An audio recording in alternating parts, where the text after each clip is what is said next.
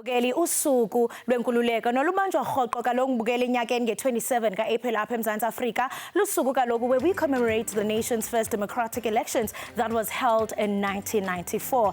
This pivotal event marked the end of apartheid and the beginning of a new era of equality and democracy. Ukuthatha inxaxheba kwabantu abatsha in such discussions about Freedom Day is essential for fostering and understanding the country's history and the ongoing journey towards social justice. Namhlanje ke enkqubeni siye-express sijonge kanye kwimicelimngeni abantu abatsha abajongene nayo namhlanje, such as water and sanitation at our schools, and also take a look at what strides have been taken to build a non-racial democracy. Welcome to the show. Dimloke Ukholoseka the brightest star in the galaxy, uNonkanyezi. Kanti to help us unpack this discussion, namhlanje ke Mbukeli apho studio, we are joined by uNomathamsanqa Mkhonza, who is a social activist. Alongside her is Advice Chuma, who is also a youth activist. Nomathamsanqa and Advice, thank you so much for joining us, on such a very important discussion. I mean, yesterday, besithi alala kwinkululeko yomzantsi Afrika, but when we look at the struggles and the lived realities of young people, it makes us think, is it worth celebrating or commemorating Freedom Day? Nomathamsanqa. Thank you for having me. When we look at the challenges faced today by the youth of South Africa, back in 1994 and the years prior to that, it was a moment of triumph, it was a moment of victory and worth celebrating. However, today, we are so distinct from the celebration of Freedom Day because we cannot relate to it as the youth in 2025. The tables has totally changed, it has turned. We don't feel the need to be as joyful for the day because we cannot relate to anything prior to before 1995, the celebrations of 1994. We can't relate to it. There's so much we face as young people in South Africa today. There's almost nothing to celebrate or to commemorate of the day. And this looks like it's a betrayal to the memory, of those who stand and fought for this freedom that we're supposed to be having. And this reminds me, last year we saw now where the president of the country, Cyril Ramaphosa, during the SONA address, wanikeza igama likaTintswalo, saying that this is a child born in 1994 who has benefited from the fruits of freedom. And I mean, was that truly a success of many, young South Africans? I mean, was it a norm or exception? And in narrative, Tintswalo, does it really exist? No, thank you so much. I don't think that's the reality currently in terms of how Tintswalo was portrayed by the president. Because, even if you want to take Tintswalo from the rural, when you check from the rural area where Tintswalo lives, in terms of the access of the basic needs that Tintswalo should have been enjoying, it's non-existent. You try to move Tintswalo and then you put her in higher learning institutions. You find that Tintswalo, when she's in a higher learning institution, she's being told that there's no funding, there's no accommodation for her to stay. So the reality of Tintswalo, it's not a reflection of what's currently happening now in the South African context. Even if Tintswalo succeeds at the higher learning institutions, the moment Tintswalo goes out of higher learning institutions, she's faced with the reality of unemployment. So the narrative of Tintswalo was just over-exaggerated. It was just a fictional character, that the president thought that, at that point and moment in time, so it befitting. But in reality, that's not the case. So the real Tintswalo is out there seeking for justice. Tintswalo is unemployed. Tintswalo is suffering depression. And we have over 45% of young people that are unemployed. I mean, looking at a text that was proposed by the Minister of Finance, although it was revised because we saw political parties opposing the text, but there was a question around youth participation. Yes, young people were making noise on social media, expressing their frustration on this text, but on the actual debate, as Babonanga Bandabacha, the question was, where are the young people? I mean, do you feel, Uguti, when it comes to making critical decisions in this country, young people are sort of, excluded? We are definitely excluded. I speak for myself as a young person as well. Young people are excluded from making decisions in this country, and even if they do, their decisions aren't voiced by those sitting in power. So definitely, I'm sure that there were young people, and there are, as one, me myself, as an activist, voicing your opinion on issues such as the VAT. But then, is it considered? It's barely considered in our country. Those who sit at the bigger tables think of what benefits them instead of the youth of South Africa. Yeah, and I mean, we've seen many calls, on social media. I mean, the recent GBV case of the alleged rape of a 7-year-old, the hashtag fees must fall. So many hashtags on social media where young people, are making noise, calling for justice. But I mean, it seems like, it falls on deaf ear. What sort of strategies do you think, Uguti, as young people, we should employ, besides just talking on social media, but be in spaces where we really influence and hold our leaders accountable? Yeah, no, definitely, without a doubt. I think there must be integration, because you will realize that, social media to some extent have democratized lots of voices which necessarily will not be able to, put their opinion out there. So social media have provided that platform. But I think it must come from the ground, where there's institutions and look at the role of civic organization in terms of what they are doing on the ground, interacting with the community, educating the community at that level. Yeah. Because even if when you check with regard to the issues of voting or participating politically for young people, I think that on its own, those that are in power currently have designed the mechanism that exclude young people, that make young people demonize politics, to say, politics is about corruption and all those kind of things, while themselves they are benefiting out of that particular system. Because it's clear that through how things are going, if young people, as majority of us, we were to go to polls and register to vote, definitely in South Africa we'll have a different government. Kuyabonakala into yokubana ngenene nangenyaniso ikamva lileli kubantu abatsha, kodwa ke xa kubona ngathi bayasilela kwindawo esawujonga into yokubana they are not making policies. The question is it worth celebrating or commemorating Freedom Day? Masiqhwe evenkileni. Do not move a muscle. You are watching Expressions.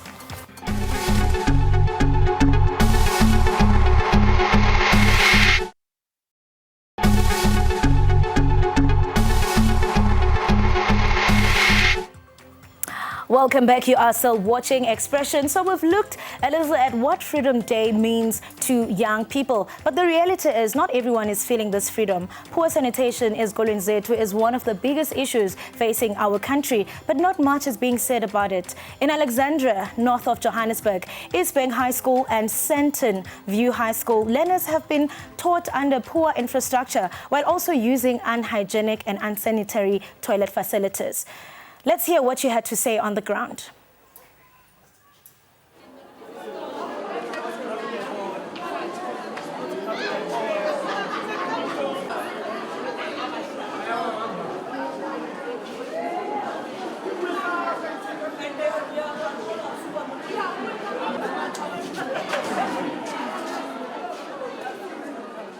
I feel like our rights are being violated because as learners, we have the right to basic sanitation, we have the right to electricity, we have the right to water. Even if to our aspartali school fees, it's within our rights, it's basic rights. Being violated at some point because you can't book as exen figure like school and wanting to learn, but I was good to put a man to I'm a bit either way more put a man, you don't know where to excuse, you don't know where to relieve yourself. Period in then at some point for the whole 8 hours. I'm a matrix in Sunday to Sunday, 7 to 4, 8 to 3, but there's nothing changing. Children are just sitting on top of tables. Imagine writing an examination while sitting on top of a table, which is very wrong. How can a grade 8 learner, a newly grade 8 learner, write his or her exam on top of a desk, which doesn't make sense? Here at school, we are facing a lot of difficulties about infrastructure because firstly, kids don't have chairs, kids don't have tables. They are turning tables into chairs, and that's very harmful because whenever they start fighting, all the fighting. those are lived realities abantwana bezikolo kungaphelelanga ke Alexandra but throughout the country. To help us unpack this further, we are joined by yena kaloku uNesongo Matakinga, COSAS representatives. Alongside him we have Almighty Jimmy, who is a political analyst. Thank you so much for joining us in this very important discussion. Bekumele siyabhiyoza, but it looks like, you know what, young people are angry. Just reflecting on what the learner said on the clip that we just played. I mean, these are lived realities of many young South Africans. And I mean, 31 years into democracy, what does this say? I mean, it's a representation of a failed government. It's a representation of a state that is changing into something that perhaps contributes to the socio-economic challenges and the socio-economic status that South Africa is currently in. And generally, as COSAS, we're not greatly in support of such things because these are direct reversals of the democracy that was fought for by our forefathers who died actually for this particular democracy that we're existing in currently. Yeah, and Mighty Jamie, you know, the government launched the SAFE initiative back in 2018. You know, it was to actually look at this issue of pee toilets, you know, in our country. And I mean, we are still in 2025, you know, many schools, you know, are still struggling with this never-ending crisis. Where do you think the disconnect lies? I mean, who has to take accountability? Why it seems like there's little agency, especially to matters concerning young people in this country?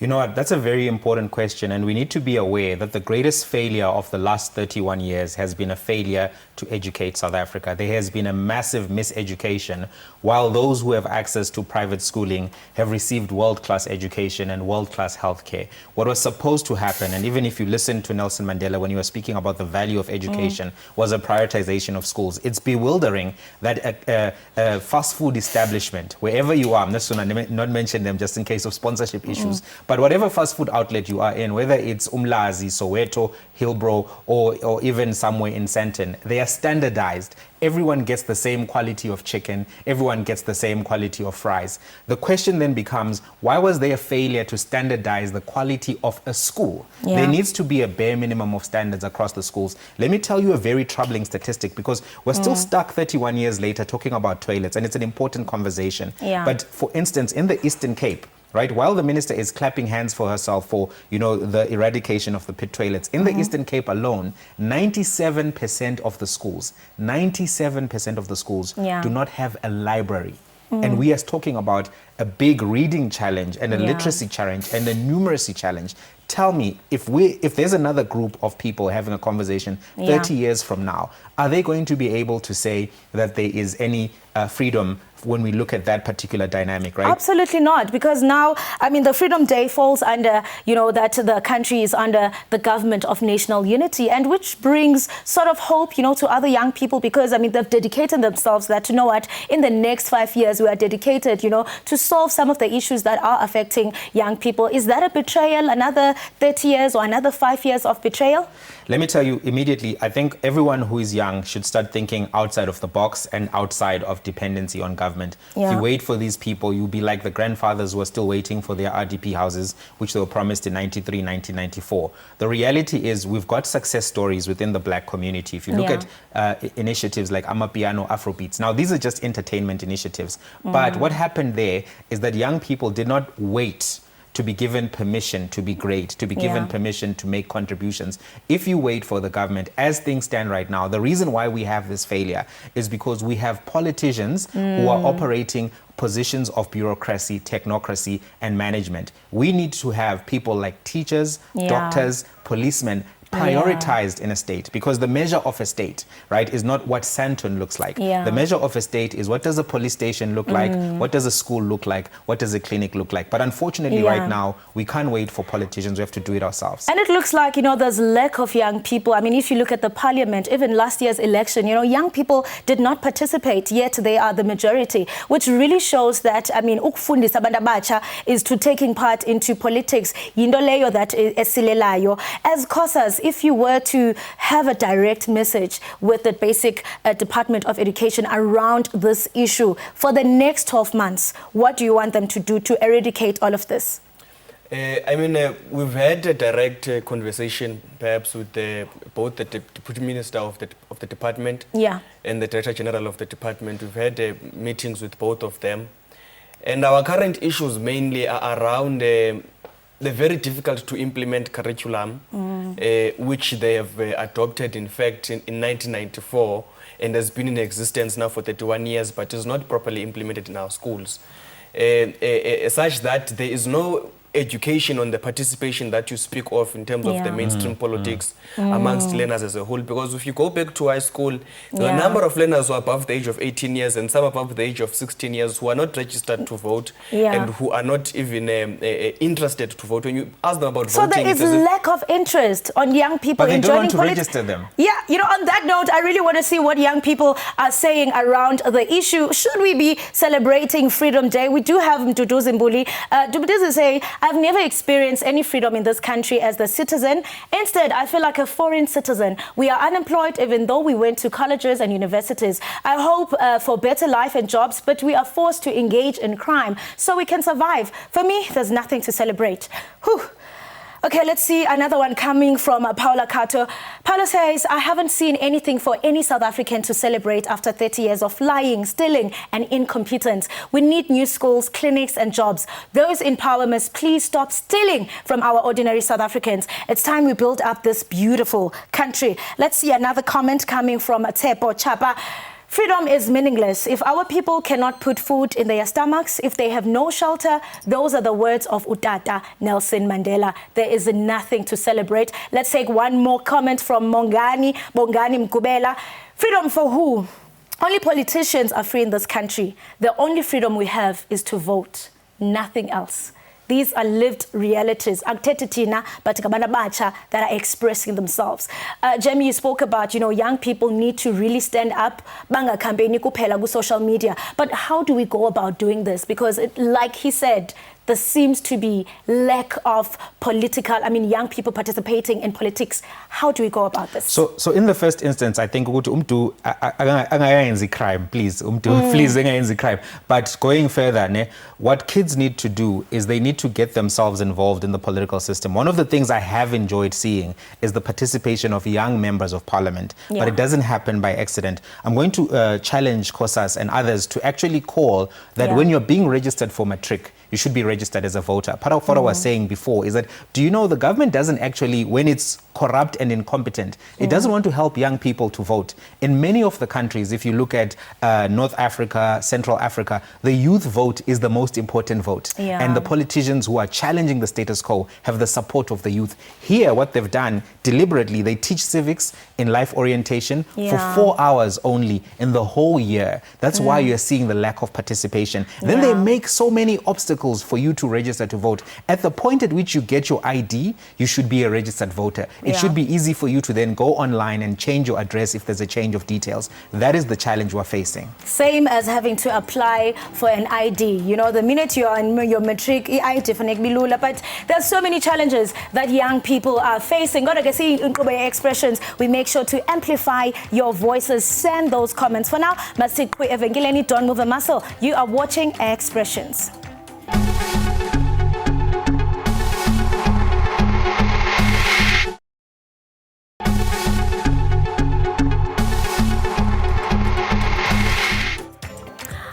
Welcome back, Mbugeli. You are still watching Expressions, and of course we are discussing Freedom Day and what it means to our youth. Right about now, we do have Jamal August all the way from Eldorado Park. Jamal, welcome to the show. Thank you so much for joining us. Ufunutini? I would like to say that on this day of Freedom Day, I think it's very important that us as young people should have freedom within our mind. I think having the approach of complaining about the system is not going to help us. I think just like your previous speaker spoke about, we need to take the bull by the horns. We need to register to vote. We need to participate in every type of forum that is available for us within the country. We need to contribute and see how can we solve some of the problems that we have. For example, you get a school, if about 20 learners said let's all collect 10 rand, let's go and buy a window. That is the type of mindset that we need to have on this Freedom Day. That's when we talk about freedom. I don't think freedom is getting someone to do the dishes for you. Yeah. Okay. Nice one. Thank you so much, for that call, Jamal. And yes, of course, to unpack this topic further and to sort of wrap it up and come with solutions, we are still joined by Advice and Noma Tamsanga, who are youth activists. I mean, you know what? It's time as young people we take power into our own hands to say we want the South Africa that we want. And so, and there's been a call, among young South Africans to form a new youth-driven political party whereby as the frustrations is this realistic? I mean, is it something that is going to hold, our leaders accountable? Briefly? Yes, I think it is realistic. I believe it is realistic. When you look at 1994 and how South Africa came to liberation, it wasn't because they just woke up one day and the black people got power, but it was because young people took to the streets and they fought for that freedom that we supposed to be celebrating today. Yeah. And I feel like as the youth of South Africa, we need to do the same. We need to do the same. And I mean, just like, the youth, back, and we look forward to the future. Politics are going to drive us and lead us, whether we like it or not. As a young person sitting at home, I'm feeling failed by the system. What do you want to tell that young person? I want to communicate with that particular young person to say there is hope, but that hope requires yourself, wherever you are seated, to take initiative. And part and parcel of taking initiative, it means that, we must participate in politics of this country. And that comes with the responsibility to make sure that we build a critical mass by making sure that we extend the message to other fellow young people to register, to make sure that, they voice their freedom and choose. And this freedom is not complete until South Africans, live with dignity. Right, thank you so much for joining us and sharing your insights. Right, Bugeli Apo Expressions, that's how we wrap it. We do have Alval. For now, bye-bye.